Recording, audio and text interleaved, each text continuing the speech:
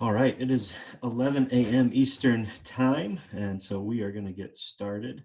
Welcome to all of you who are tuning in now or will tune in later on the webinar, or even those who are watching this later on the video. Really, really great to connect with you, and just really glad that you're here. So I am Matt Emhoff, a spiritual and life coach, and I am also the director of Deeper Ministry. And welcome to my office. This is Deeper Ministry headquarters here in the basement of my house. You may hear my kids bebopping around upstairs because the living room's right above me, and that's where they like to play. So welcome to my home. And it's good to be here. So as we've done the other times, we're going to start with a breathing exercise just to kind of center us and get our hearts and minds and bodies connected, integrated, and in a good space. So let's breathe in. Deep breath out. Deep breath in. Deep breath out. And then as we breathe in, we're going to breathe in all the good, all the beauty, all the love and care and kindness, all the joy and hope, anything that we need, anything that we desire. Just kind of imagine all of us receiving all that good stuff. So we're going to breathe in all the good and breathe out.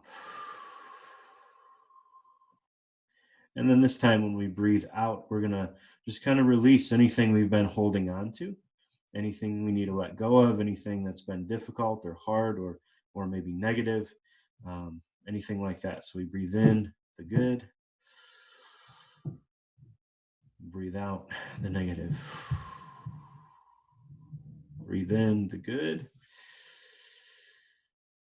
breathe out what you've been holding on to. All right. Well, thank you for joining me in that. It's just really helpful to let our bodies know that we're okay, that we're safe, that we're in shalom, peace, which means I'm okay. Even when there are things swirling around us, if there's a storm swirling around us, we can still be anchored. And so we want to be anchored. So we are in part 3 of a webinar series of how to manage emotion in a crisis. And number 1 was about cultivating awareness, and we talked about being curious, getting to know what's going on around us, pausing, practicing empathy, and a whole bunch of other stuff.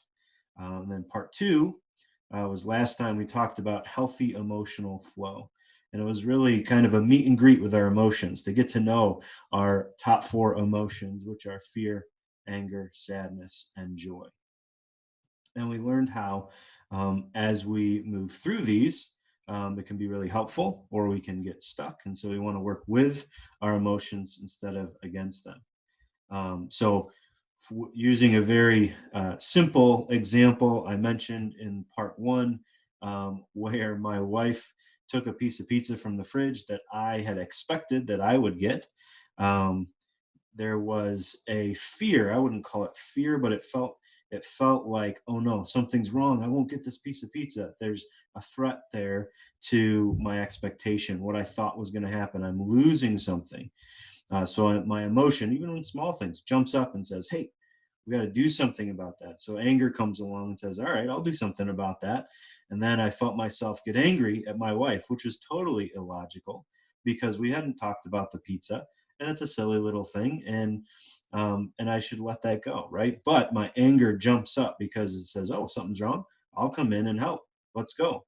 There's a boundary that's been broken, and let's go make that right. And then after fear and anger have their say, we finally move into sadness, which is letting go. So I had to let go of the pizza I was hoping to get, and once we let go of what should be, we feel should be, or what was, then we can actually move into joy, which is helping us find the good, which is helping us move forward, which is helping us accept reality, what is. And so then I started to think about, okay, well, I don't get that piece of pizza, but maybe I'll make myself a peanut butter and jelly sandwich or something else. And then I was fine. And all that happened in about 10 or 15 seconds. So it just happens really quick. It happens very subconsciously. So we want to become more aware of that. Um, and of course, that's just an example, a small, silly example, but there are bigger things obviously going on in your life and my life where we're going through that flow. An expectation is broken, or in some way we feel emotionally unsafe, like we're losing out on something, something's not okay. Fear tells us, hey, you're in danger of that. Anger jumps up to try to tell us we have a boundary broken, we got to fix. And then eventually sadness is saying, what do we have to let go of? And joy says, let's find what's good. Let's accept reality and move forward. And so I did get a question from last time that I wanted to respond to. And that is, how long does this process take? And I assume that that's talking about the healthy emotional flow process. And it's really a moving target. Like we just used that example about the pizza. It took about 10 seconds because it's a small thing, and I was able to let it go quickly. On bigger things, obviously, even if we're in our healthiest place and we don't get stuck anywhere, it can still take a long time. The death of a loved one can take years to grieve through, and obviously there's different levels and different intensities that we go through and all that kind of thing.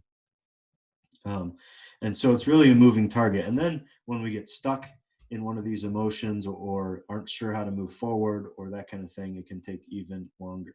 So the hope is eventually we get healthy enough that we move through it fairly quickly.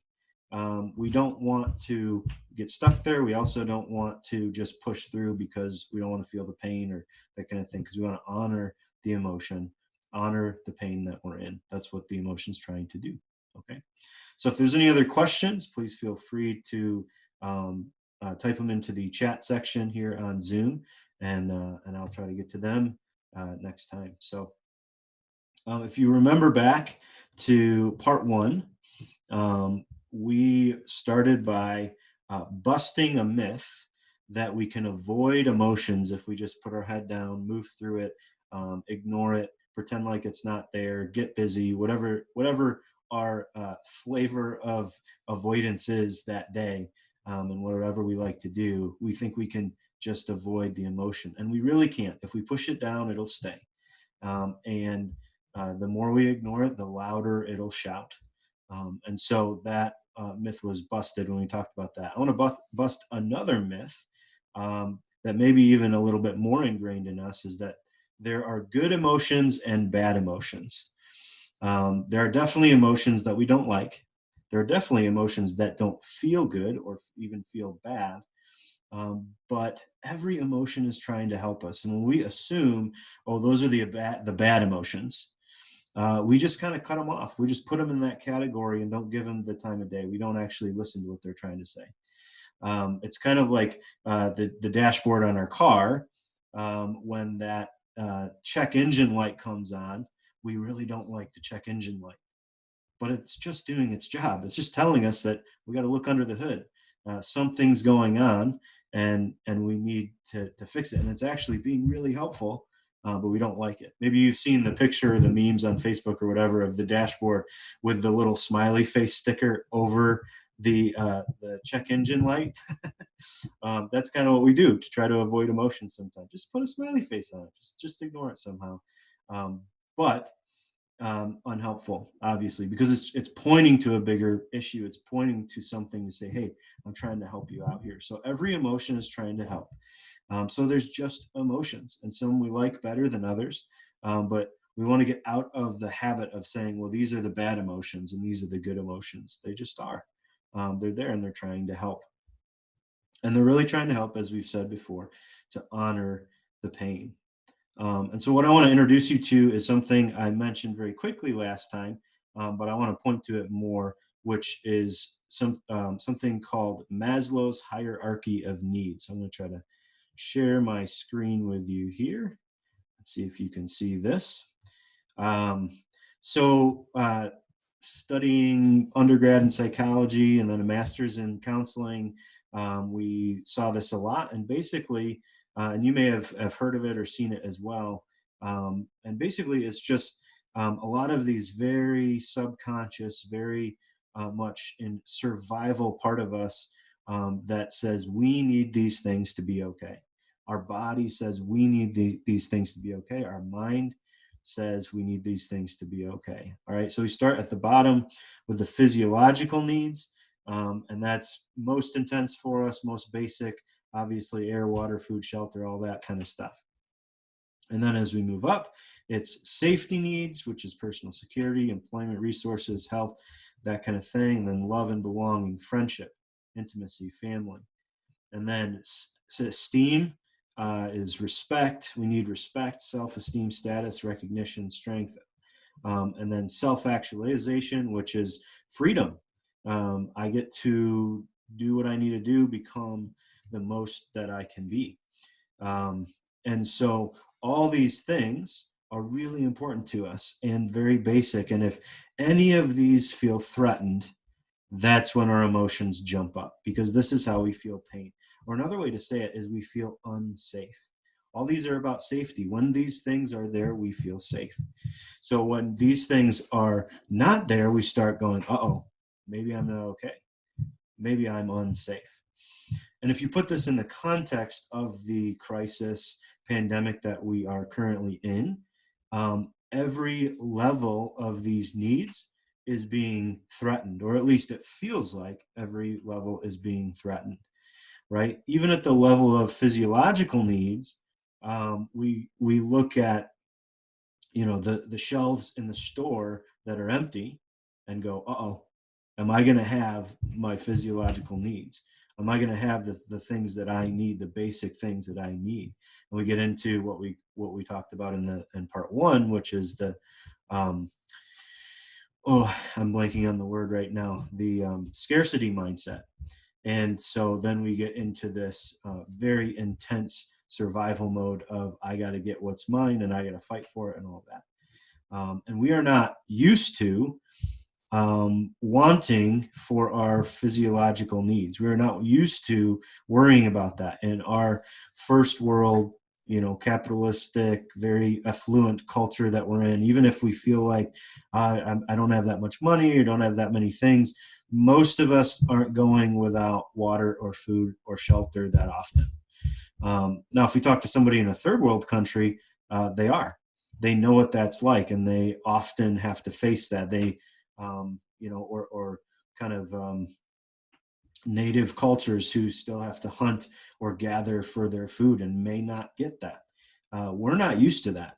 We often, because of our situation normally, we often take that for granted. Because we can just reach for our pantry or go to the grocery store, and now some of that's being taken away. Right? Same with safety needs. Our health is being threatened somewhat. Some people's employment are being threatened. Love and belonging. We're separated from our friends and family and don't have the intimacy of connecting with a hug or those types of things. And then esteem. Some of us are suffering that way with status or recognition, because the board game of our lives have been thrown up in the air and everything's landing in different places. Those who are on top are now suddenly starting to kind of go down the totem pole. Those who are on the bottom are suddenly needed in a different way. Somebody who is, you know, a grocery store worker, we look at completely different today than we did 5 or 6 weeks ago. Somebody who's a nurse or a healthcare worker, those kind of things. And then self-actualization, you know, kind of that freedom we have to go do what we need to do to expand our horizons, that kind of thing. I just talked to someone the other day where they are the hiking paths and parks near them are now shutting down. And that feels like fear. That feels like, oh my gosh, I won't even be able to do that and get out of you know, my living situation and go do something that way. And so all of these are being threatened. And so again, I want to remind you, we're okay, but our body is trying to respond to all this and go, uh-oh, we're not okay, we're unsafe, we have to, right? And so what our emotions are trying to do They're lighting up on the dashboard of our body saying, hey, whoa, something's going on here. We got to respond. And so we say thank you to our emotions. Thank you for helping us out and showing us what we need to be looking at and what we need to see. And so one of the things that's really interesting is trust becomes very important when our safety is threatened. Trust in ourself, trust in other people, who we invite in and who we don't, comes to a different level.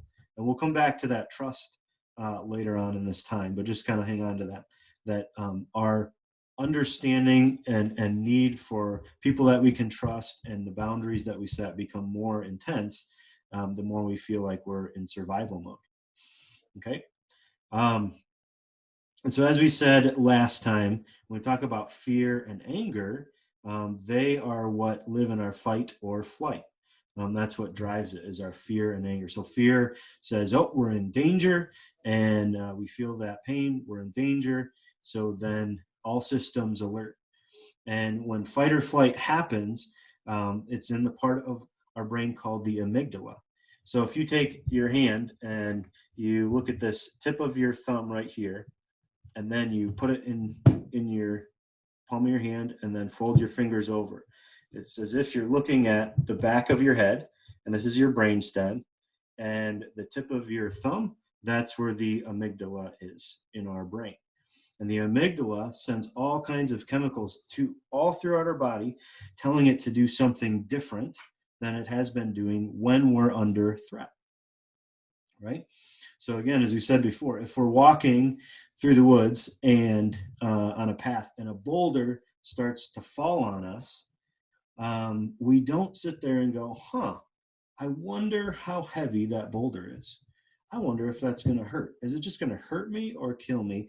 And, those who are better at math than me might be doing equations and saying, I wonder what the trajectory is and the percentage chances and all this kind of thing. We don't do that. We don't do that. What we do is we jump out of the way, because what happens is as soon as the amygdala, that fight or flight response, is triggered, the chemical cocktail sent to the rest of our body is telling other parts of our body to shut off so that we can survive. Don't take up energy thinking about this. So the critical thinking part of our brain actually shuts off. And that's the prefrontal cortex, the critical thinking part of our brain, part of the front part of our brain that does all of our problem solving and our critical thinking and trying to think through things and all that. And so we really don't want that online when we're just trying to survive. So we say, thank you, fear and anger. Thank you, fight or flight, for saving me from the boulder. So probably most of us hadn't had a boulder try to fall on us before, but maybe most of us has probably been driving down the road when somebody cuts us off when we're driving. And when that happens, same thing. Instantly, our foot slams on the brake, and we go, whoa, that was close. That was crazy. And then we get really angry. Oh my gosh, I can't believe that idiot. What, they were driving. What were they thinking? All that kind of stuff. And it takes about 15 minutes to calm down. It takes about 15 minutes for all that adrenaline, all those chemicals that your amygdala just sent through your body to calm down. Sometimes, and our body feels it, right? We're intense. Sometimes we're shaking. Sometimes we're sweating. And it all happens in the matter of seconds. But what didn't happen is when that car, if it cuts us off or whatever, what didn't happen is we think through it and wonder why and what's going on, and practice empathy. I'm sure they're just having a bad day, and I wonder, they probably wanted to do something nice instead of something mean, but they did it anyways, and all that kind of stuff. We don't do that because that's in our critical thinking part of our brain, where we can get curious and wonder and be more aware. But our amygdala, our fight or flight, just goes boom, we're going to survive right now. And it's saved many of us car wrecks because of how quickly we can respond, because it's turned other things off in our body, right? And so what's really important, I want to really focus on this for a minute because it's super important, is that our body responds the same way to emotional trauma that it does to physical trauma. Our body responds the same way to emotional pain and fear than it does to physical pain. All right, that's really important, because that means if you're, let's say you're married or with a friend or with somebody in your family or whatever, if you've ever been in an argument, when you get to a certain point, and I'll use my marriage as an example. When we're in an argument, you get to a certain point where you may not even remember what you're actually arguing about anymore. But all you know is, I have to win this argument. I have to have a counterpoint. It's almost like you're in front of the judge and you're about to get sentenced for some terrible crime. I've got to make sure I argue my way out of this. Because what's happening is, sometimes it's quickly, sometimes over time, but your critical thinking brain is actually starting to shut off. You don't even remember what you're thinking or you're arguing about, because your fight or flight response is coming online saying, oh, we're in emotional danger. We're about to lose something. We're feeling hurt. Maybe there's been name calling. Maybe there's been some kind of verbal attack or whatever, where we feel like we have to defend ourselves. And so our body starts going through what it does when you slam on the brakes, when somebody cuts you off. That those chemicals are being sent through our body. Now, there's different levels of this where sometimes it's not intense, but a lot of times it is. And if that argument continues, we get more entrenched in our side, and the other person gets more entrenched in their side. And guess what? Nothing's going to happen. Nobody's going to budge, because you're both in what Brene Brown calls an amygdala hijack, which I just love that term, because our amygdala just hijacked our body, just hijacked our brain, and our critical thinking is not online. And so nobody's trying to think of how to solve the issue. Nobody's trying to think, how do I empathize with the other person? I wonder what they're going through. I wonder how I can be kind and helpful. I wonder how we can be on the same team. None of that's going on, because our brain is just hijacked in a space of, we're ready to run away or attack. Either one. Our fight or flight is online, ready to go. And you can even feel it sometimes. We're often not aware of this in our body. Our face might start to tingle. We might have sweaty palms. We might, when we feel anger, oftentimes our body literally starts to puff up in intensity, and our eyes and our face get really intense. Our body is responding, ready, let's go. And again, it's a great thing when we're trying to survive. It's not so great when we're in an argument with somebody else, because then we don't come to a conclusion very quickly, right? So one of the things, and I'm really grateful for Brene Brown for talking about this, because it made me aware of it. And my wife and I have that phrase sometimes where we go, oh crap, I'm getting an amygdala hijack right now. I'm in a hijack right now. So nothing we say or do right now is going to be all that helpful.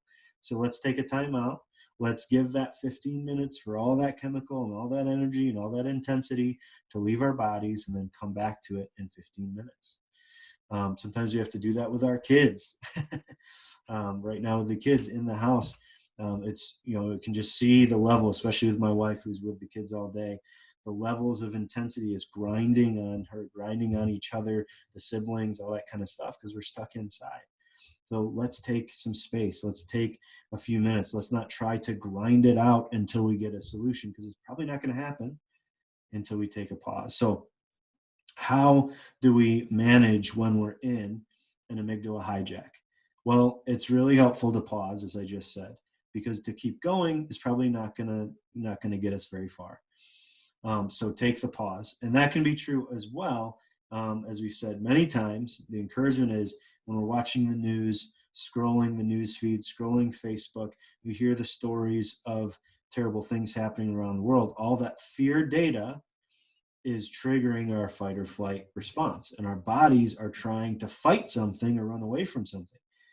And so it's okay to go, thank you, fear, for letting me know that there's some danger going on. And right now, right here in my physical space, there is nothing to attack. There is nowhere to run. And we got to be careful of that, because we want to blame somebody or something. But who do we blame for this? Right? We want to blame the other people that we're quarantined with. We want to blame the government. We want to blame the people that are doing one thing or the other that we disagree with or don't like. And it's pretty unhelpful, because we're just trying to attack. We're trying to do what our body is wanting to do in that fight or flight response. but it doesn't actually help because they're not the problem. They're not the enemy, even though we're just looking for someone or something to blame. So we want to take a break. We want to make sure we're not blaming people or attacking the wrong things. We also don't stick our head in the sand. We find the balance and we find those new routines. The other thing that's helpful, this may sound strange, but is to call it out, because when we verbalize something, that connects with a different part of our brain, wakes up our critical thinking brain again to say, oh, wow, I am in a amygdala hijack right now. Or, oh, wow, I really feel scared right now. Or, wow, I feel angry. Or even better, I'm in pain. Pain, pain, pain. Ouch, this hurts. What we would say when we stub our toe. Let our body know what we're actually doing is trying to be comforting and kind and healing because we're in pain, right? It may not be time to go attack or run away. It may be time to heal.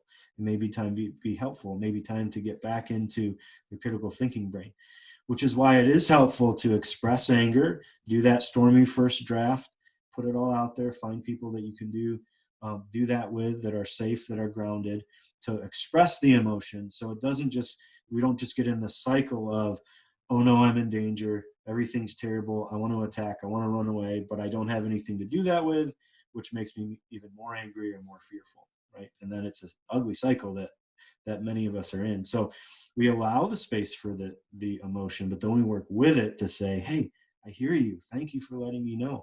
Right now is not the time to attack or run away. Let's do something else, because they're trying to get us to do something, and honor that pain.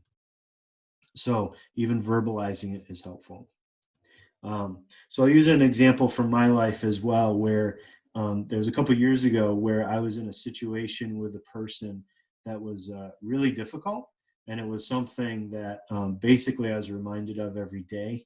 And I definitely had a boundary that was broken, but I couldn't, in my mind, I couldn't set the boundary. And there was some real reasons, and there was some reasons that were kind of the story I was telling myself. Because we do this thing often where we're very passive aggressive.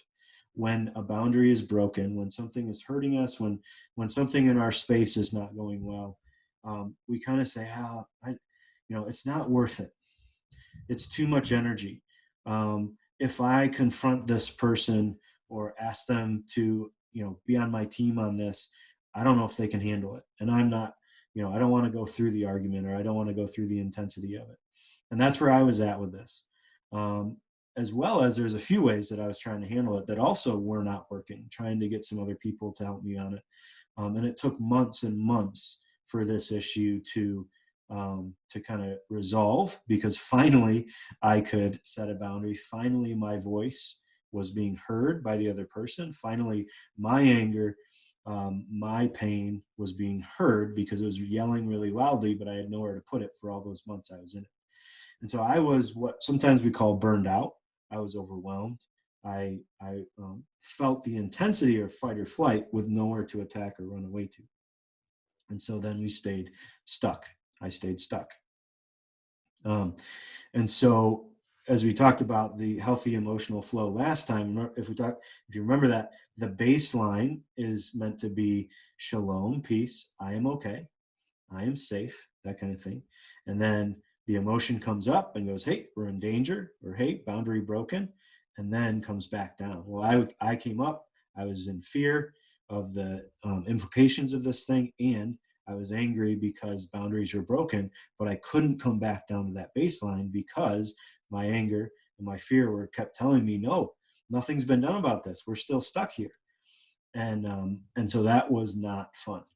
And I started getting a lot of anxiety symptoms that I didn't know that were connected to this at all until I started to really get aware of it and find out, do some more research on this kind of thing.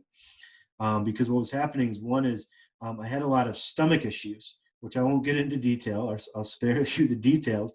But it was like, what the heck is going on? I kind of a lot of intensity, a lot of cramping, a lot of other things, and then also heartburn, which I don't always get heartburn, but I have started to associate with when I feel anxious, when I feel overwhelmed. I start getting heartburn.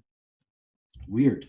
And then also I started getting sick a lot, which is, I have a couple kids, so that's not that surprising that I would get sick because they bring all kinds of things back to, from school. But I was getting every single thing, and I was feeling worn out, and I was feeling just kind of exhausted and sick a lot of the time.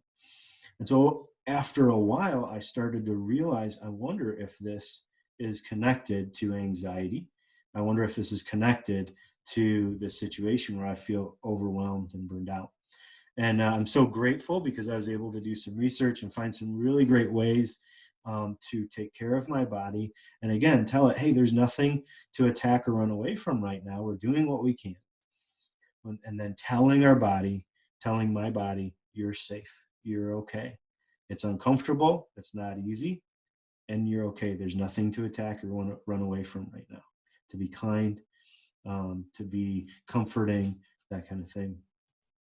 And so the main thing we're trying to do is tell our body, you are safe. And as we said before, the way that our body communicates is through experience. So we can say those things, which is great, but it also needs to know through the way it knows, which is often through our breathing, which is why we do a breathing exercise at the beginning, slowing our heart rate down, listening to 60 beat per second music, because that is that's where our resting heart rate is about 60 beats per second. And when we do that, our heart rates actually try to align with that, try to get on the same beat. It's fascinating. It's the same thing. It also is comforting because it's what we experienced in the womb when we were a baby is the mother's heartbeat. And then after the baby's born, being so close to the mother's chest and hearing that heartbeat, right? It's comforting to us. So one of the things that I did, and I've done for years before that as well, but really got serious about, is meditation. And meditation is a huge category that a lot of people do differently, and there's a lot of different opinions on. But I will say this real quick, that I'm not an expert, but I can share some of what I've learned. So if you want to get in contact, we can talk more about that. I share some of that in what I do in coaching, that kind of thing. But really what meditation does is find something good to allow our brain to focus on, our intellect, our problem solving, trying to figure out how to do this. Focus on this, and then we can descend further into our body, further into our emotion, further into our other ways of knowing and interacting. Okay, so if you have kids like I do, it's kind of like when we give the kids screen time, or set them up with blocks to play with or whatever, and you're like, kind of, okay, let's see if this works. Give them the screen. Usually a screen works. That's why we do it so much. Is here's the movie, here's the video, whatever. They watch that, and then you, as a parent, you're like tiptoeing away, like maybe I can get something done now. Maybe I can, take a quick nap or whatever, because the kid is now focused on something else. And that's what we want our brain to do. That's what we want our the part that triggers our amygdala to do, is to say, no, it's fine, we're okay right now, and kind of get lulled into this, I'm thinking about this and thinking about this, but it's got to be simple enough that we're not trying to figure it out, and attention getting enough that it stays focused. And then we get into our heart, then we get into our emotion, then we get into our body, and we start resting and start clearing. It's really more about, instead of adding more stuff, it's really about subtracting, getting rid of all the clutter in our internal world to make space for ourself, make space to feel safe, make space for God, that kind of thing. So meditation was huge. And again, I can send you to a few meditations that have helped me as well, and how to do that. The other thing is exercise. Right? And so sometimes when we tell our body, hey, it's time to calm down because we're okay, our body goes, no, we're not okay. We haven't done anything about this yet. So I still need to attack or run away. Our body wants to do something and have all this energy, this intensity to expend, to express. And so do something physical get moving because your body wants to express something. So I know that right now, because of everything that's going on, a lot of, the gyms and other places are shut down. But even going on a hike or a walk around your neighborhood, lifting some weights or whatever you have at home, just get moving. Do some of the videos that are out there on YouTube. Plenty of yoga or anything like that gets our body moving, which to our body says, "Oh, thank God, finally we're doing something about this." We know logically it doesn't have a lot to do with what we're fearful of, but it at least expresses, "Hey, we get to attack or run away right now," and expends that energy. And then when all that energy is gone, or some of it's gone, we can come back down to a better resting place, a better shalom. I'm okay. I'm safe. We're not so intense all the time anymore because we heard it. We allowed the voice to be heard of our anger or our fear and said, "Yep, I did something about it." Now we can come back down. Whew, thank God, we're okay. Whew, that was close. Thank you, fear. Thank you, anger. Um, and so the other thing was to talk to somebody, which sounds interesting. But what I would do is, when I was in this situation a couple years ago, I would work from about 8 to noon and then go to lunch. But from 8 to noon, I realized that's the time I was most intense because I was just trying to get things done. I had all this kind of emotion swirling that I was trying to put a lid on so I could get things done. So I'd push through, and I still had to get things done. So I did. But the thing that I changed, where I put a new rhythm in my life, which was at 11 o'clock, I stopped the work I was doing on the computer or whatever I was doing and went on a walk for that hour, 11 to noon. And when I did that, I still sometimes would talk to somebody on the phone or do a client meeting or whatever. But it got me up and moving. So again, the body moving is great. And the other thing it did is when I did talk to somebody, that taps into a different part of our brain as well.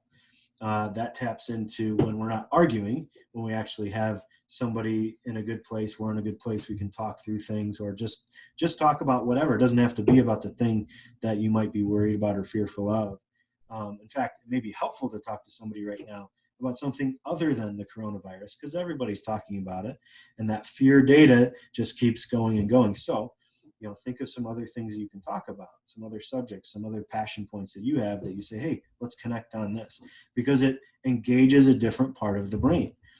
And it sometimes distracts us from the amygdala being triggered all the time.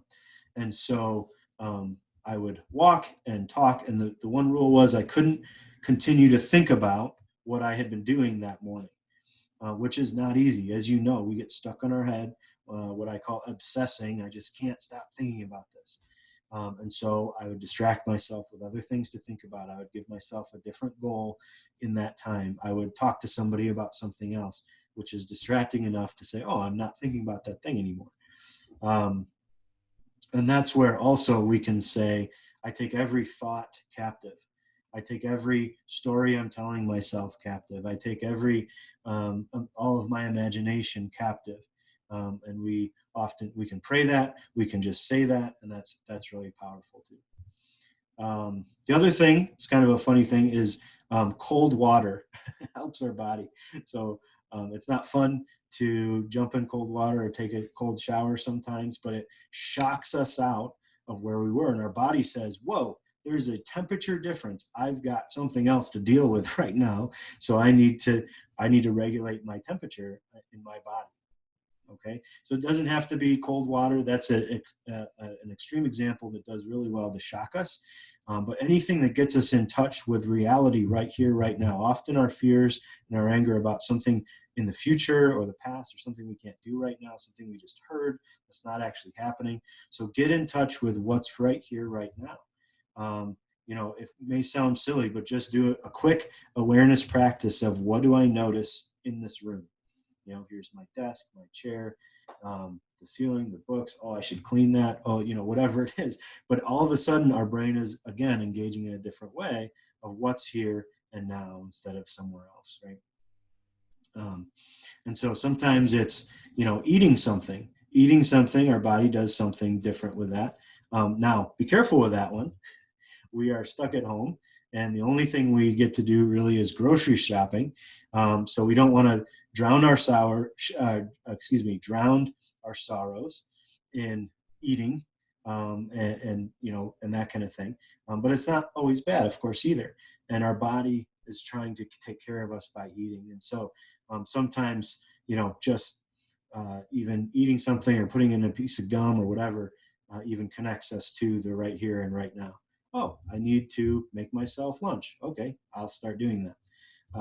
Our brain does something different. So again, thank you, fear. Thank you, anger. We want to learn to work with it instead of against it, but we got to know what it's doing, what it's telling us to be able to do that, and what our body naturally reacts to. And so as fear moves into anger, as we talked about before, anger is telling us that boundaries have been broken, right? And so there's a wide variety of boundaries, but basically boundaries are saying, this is what I need, this is what I want. This is what I will allow in my space, okay? I think usually we think of boundaries as kind of the harsh ultimatums, do this or else. You don't get to speak to me that way. And sometimes we need to set boundaries like that. Especially when we are somewhat passive aggressive or passive. We let people walk all over us. We don't want to do that. We don't want to allow people to take advantage of it. We want to stand up for ourselves. In fact, for those of us who aren't used to standing up for ourselves, and it's not about, I want to get my own way like a 3-year-old. It's about honoring what's true, because it is way better for the momentary discomfort of saying, hey, please don't do that anymore. I really don't like that. That's really uncomfortable. That, can we get on the same team with this? Can we figure out a different solution? Because that's not working. That's can be momentarily uncomfortable because that person may not like it, or they may have a different idea. But it's way better than spending, days, weeks, years sometimes being resentful and letting someone just continue to take advantage of us, being the doormat, playing the martyr. When we sacrifice what's true to try to save somebody's feelings, it's not loving them, and it's not loving yourself. In fact, when we actually don't defend ourselves, we're betraying ourselves. Because again, if you look at the young part of yourself that holds the pain that you feel, that holds the vulnerability, all that kind of stuff. If you were standing next to that little child and somebody was doing something, saying something, that was inappropriate, that was a broken boundary, you would not be okay with that. I love, one of the things I love is coaching, when I coach mothers, because often mothers, not all the time, but many mothers sacrifice themselves for everyone else. And it's a beautiful trait, because so you have to when you have young kids, especially because they need so much, right?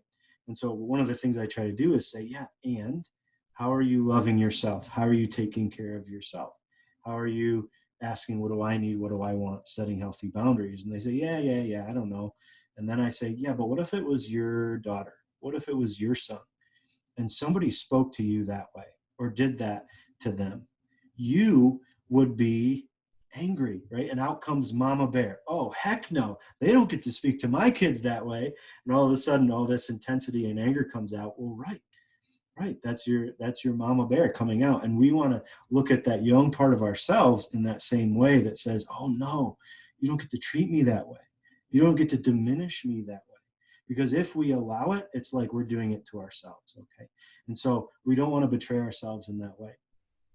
We want to love ourselves really well. So it doesn't mean we walk around, saying, hey, this is what's going to happen, and you don't get any say in it, because boundaries are always about helping people get on the same team.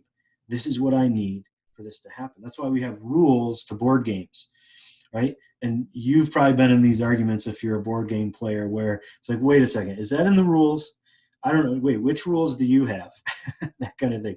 We have to get on the same page so we know the rules of engagement. How are we going to navigate through this crisis, how we're going to navigate through how we're going to social distance, how we're going to navigate through how we're going to take care of the kids, or how we're going to live in the same space together, or who's going to go grocery shopping, or whatever those things are. We want to get on the same page, and boundaries do that. And if we unexpressed boundaries are almost always broken. And so communication is huge. And quite frankly, it is satisfying to anger much of the time. Our anger energy, our anger emotion is satisfied when we just say, hey, this is what I need. Can we talk about it? And then we can move on. But anger stays and turns into resentment, which is anger over time, when we don't. Okay. And so and we can do that. We don't have to yell and shout and swear and all that. We can do it very calmly, sometimes firmly. Say, no, this is what I need. Let's talk about it. All right. And sometimes it is very intense. And sometimes I actually tell people, wow, you have a lot of anger in you. You need to destroy something. Which, what are you talking about? Destroy something? Well, again, part of the fight or flight is fight. Your body is designed to attack and run away. We're talking about attacking right now. You want to destroy something when you're angry. Now, most of us are under control enough not to actually physically harm anyone when we're angry, but our body is ready. All that chemical cocktail running through our body, we're ready to go. We're ready to attack. We're ready to fight. Because, again, that chemical cocktail shuts down things, like I said before, with my anxiety and the struggle that I had before. It shuts down things sometimes like our immune system, sometimes like our digestive system. So we want to be really careful with this, especially in this time. We want to be as healthy as possible, right? So this is super important to not get to the point where these things shut down, but the intensity inside of us keeps us at that higher baseline. So we got to find ways to express it. And sometimes our anger gets to a point where we need to express it physically. Like I said, I think I said this last time, where in one of John Eldredge's books, he talks about the grieving and the loss of his best friend and mentor. And part of his grieving process was having a trash can in his garage and hitting it with a baseball bat, which at that point I thought, oh my gosh, John Eldredge is crazy. That's not okay. The Christian boy in me wanted to say, you're in trouble, mister. You don't get to do that. That's out of control. And there was also a part of me that said, oh, I could do that because there's something in my body that wants to. And I will say sometimes we need to, because our anger is coming out. It will leak out. It will try to get out somehow. And so it comes out in yelling or anger or just that intensity in our body that's uncomfortable, that gets too unhealthy physically and all that kind of stuff. And so there are ways to do that, like going for a drive and yelling and screaming, saying all the things that you can't say to the person, doing your stormy rough draft. We've talked about some of these. But I want to tell you, this is amazing story that I had with a client, and he said I could share this story. I'll keep him anonymous, but he's a client that I have locally, and he was struggling with some boundaries. Had a family that was very unboundaried, like most of us have families that are very unboundaried because we never knew they were supposed to. We never knew how. But he had it all bottled up. One of these people that just bottles up everything. And so I actually asked him one time, hey, so what's like the most intense thing you've ever done, like through anger? Have you yelled at anyone? Have you ever gotten in a fight? Anything like that? And he said, well, I didn't shake someone's hand one time. That was my big stand. And I was like, wow, that's it. That's the thing. And, no, didn't yell, never really yelled, never really raised my voice, all that kind of thing. And yet he was feeling all these physical symptoms. He couldn't sleep. He was feeling sick. He was all these things going, I don't know what to do. So I said, hey man, I know this sounds crazy, but you got to destroy something. You got to attack something. And he didn't believe me for a while, like most people don't, and that's okay. There was one session though, after some of these conversations, that he came to my house and in my office here, and we were talking, and I could just tell he was different. He was different. His whole countenance, his whole body, he was carrying himself, his voice, everything was different. I said, what is going on? And he said, I couldn't wait to tell you. He said, I went home and told my wife about this whole anger, destroying things. And my wife said, well, why don't you try a rage room? Which I didn't know anything about these, but apparently there's rage rooms where you can go and destroy things. And they give you like, protective clothing to protect yourself. And then they give you, a sledgehammer or whatever. You can pick what you want to destroy, all these different things. I didn't know, I've never been to one, but, and he said, so I went, and for everything that I destroyed, I named it as people that have hurt me in the past. And I said everything that I wanted to say. I said things I didn't even know that were in there. I hadn't even thought before. I was saying, I was screaming, I was yelling, and I released it all. And he went back through his whole story for every person, everything where he didn't defend himself. Because when he didn't defend himself, he betrayed himself. And he took the side of the other person. Because, yeah, I guess that's what's going to happen. I guess I'll just be the martyr, that kind of thing. Well, all of a sudden, he stood up for himself in every one of these situations. And he came back, and what he said was, I knew it would feel good in the moment, but I didn't know it would last. And I said, yeah, that's how it works. You expressed all that dam of emotion that was overflowing, and then finally let it all out. And you did it in a way that didn't hurt anyone else. Thank God you didn't do that to anybody else, but you wanted to. It's not our heart's desire, but it's our body, which is created to do all that. And what's also interesting is, just like our body experiences emotional pain like physical pain, it also experiences what is in our imagination as if it's happening right now. So that's what we have to be careful of. But that's why it works when we express emotion, saying, hey, this person did this to me. I need to express that anger, stand up for myself, that kind of thing. Even though it's not that person, our body is experiencing that. The young parts of us are going, thank you finally for standing up for me. So that's obviously a very extreme situation. But I'm telling you, we are cooped up in this time, in this crisis. And there may be a time where you need to go outside and beat a stick against a tree, go punch your pillow, go yell and scream by yourself, whatever you need to do, because this is boiling inside of you, and it will come out in other ways. It may not even look like anger. It may be keeping you stuck in fear or sadness, or kind of reacting in other ways. Okay.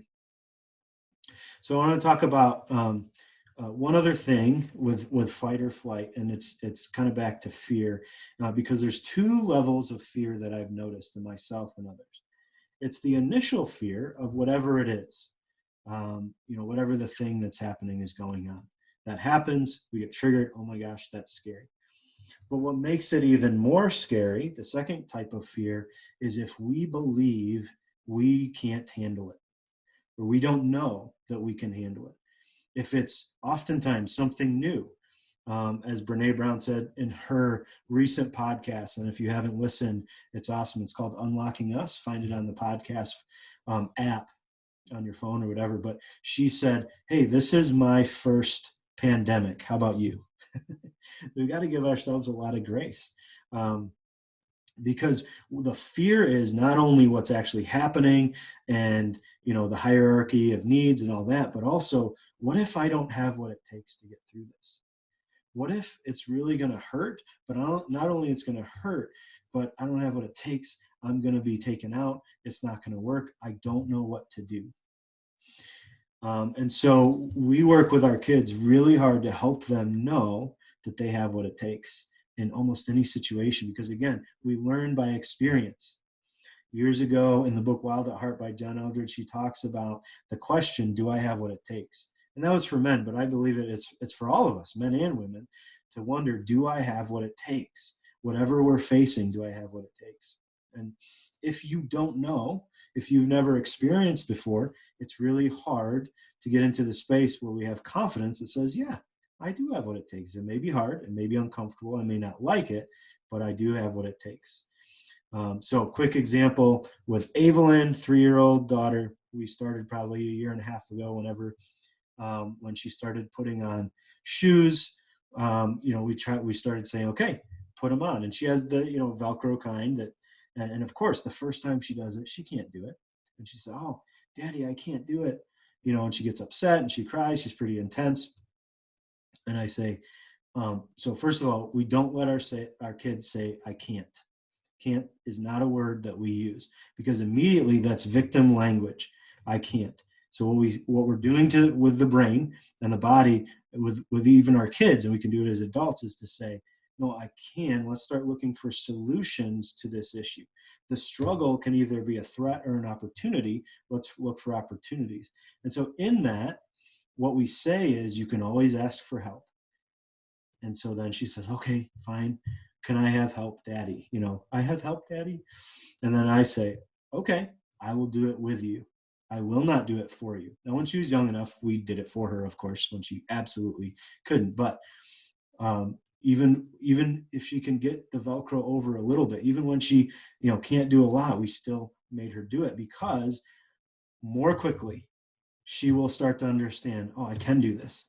And then when we say, go get your shoes on, guess what she's doing? She's trying to do it by herself. And yes, we'll help if she needs it, right? And so many of us don't know how capable we are, because we stop at, I can't. And so one of the things that is really helpful to tell our body through experience, and we can do it through encouragement, we can do it through connection with other people, is to say, no, we can. Okay, we can get through this crisis. You have what it takes. I have what it takes to navigate this. It's going to be hard. We are going to experience losses. We're going to be confused. We are going to have to continually pivot and try new things. But you can do all this. You can handle it. You are strong. You are courageous. You are creative. You are full of love. You are full of joy. You are full of peace. You are full of hope. This is how you were designed. It is inside you, even when you don't feel it. Don't let your emotions distract you from what your baseline really is. Your identity, your value, your worth is already set. God's already spoken his words about that, and they are final. That's how he created you. You are already good. You already have what it takes. We want to tap into that courage that says, even though it's hard, I will do it anyways. Okay, so what I want to end on is this great quote. Maybe you've heard it. And it's called The Man in the Arena speech by Teddy Roosevelt. Brene Brown did a great job in her book, Daring Greatly, in talking about this. But I want you to put yourself into this place to say, to see what it might feel like, to say, what if you are the man or the woman in the arena right now? The credit belongs to the man or woman who is actually in the arena, whose face is marred by dust and sweat and blood, who strives valiantly, who errs, who comes short again and again, because there is no effort without error and no shortcoming, but those who do not actually strive do the deeds, who know this great enthusiasms, the great devotions, who spend themselves in a worthy cause, who at best knows in the end the triumph of high achievement, and who at worst, if he fails, at least fails while daring greatly. So we may feel that dust and sweat and blood on our face. Our body may feel what feels like failure. We err, we come up short again and again in this thing, but be careful how you interpret. That may not be danger. That may just be, hey, we're bloody because we're fighting hard. We're daring greatly. We're going after it, right? So you have what it takes. You have that power, that strength, that goodness within you. Work with your anger, your fear and anger, not against it. Understand what it's doing, and really go after it, because you got this. You've got this, okay? So thank you so much for tuning in. As we end here, I just want to remind you that the next part 4, it'll be the last of this series, called Harnessing Good, Sadness, and Joy. Tune in on Friday, April 10th at 11 a.m. again here. This webinar video, again, will be up on the same link that you probably already have. I will send it out again in the next email you'll get. And feel free to share that with others who you think might benefit as well. Of course, if you want to know more about me and what I do, go to my website, deeperministry.com. If you're looking for some help, looking to talk, I have a free initial session that I always start with, and that kind of thing. So again, thank you so much for tuning in. You have what it takes. Keep going. You're doing great. And we'll talk to you next time. Thanks.